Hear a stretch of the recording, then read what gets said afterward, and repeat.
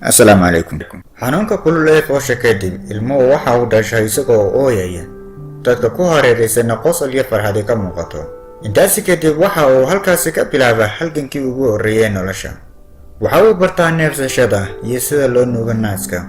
Waxaan muuqaalkan kugu soo gudbin doonaa 3 shay oo maamula nolosha aadamaha. Marka aynu da'yarnahay ee aan ku jirno xilliga carruurnimada, waxaynu haysanaa hadiyadaha ugu qaalisan adduunka.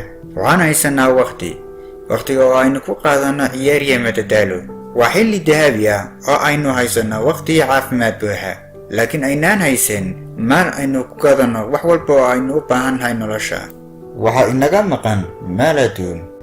Waxaa qasnadayno waalidkeenna, qiyaasta aynu rabnana iyaga ayaa ina siiya. Kadib waynu sii kornaa inagoo ah kuwa xooggan, caafimaad iyo tamar badanna leh. Marba marka kasii dambaysa waxay noo sii kordha xoogiyada. Waxaynu yeelanaa maal iyo hanti badan. Waxaan dhisanaa guryo waaweyn oo aad u qurxoon. Hanti badan ayaynu ku daboolanaa qasnado waaweyn. Kadib waxaynu soo gaadhnaa marxalad in badan aynu soo halgamaanay. Waxaynu helnaa wax walba oo adduunyada lagu qurxiyay, balse xoogii markii hore aynu lahayn waa uu sii yaraadaa. Waxa waqtigu iskuraba waxaynu ka soo godanaa dhabarka. Waxay naga hoos baxaa laba hadiyad oo ayna marnaba goyn karin maalka aynu ka buuxinay qasnadaha madow. Waxaynu dib u fiirinaa waayii aynu soo marnay. Waxay naga maqan waqti iyo caafimaad. Maalkii aynu intaasoo dhan u soo tabcaanay eenu soo dhididaanay waxa uu ku dambeeyaa mid aan qiimo lahayn. Hantidii intaasoo dhan aad u soo ordaysayna waxay ku dambaysaa gacan dad kale oo iyaga ayaa inoo maareeya.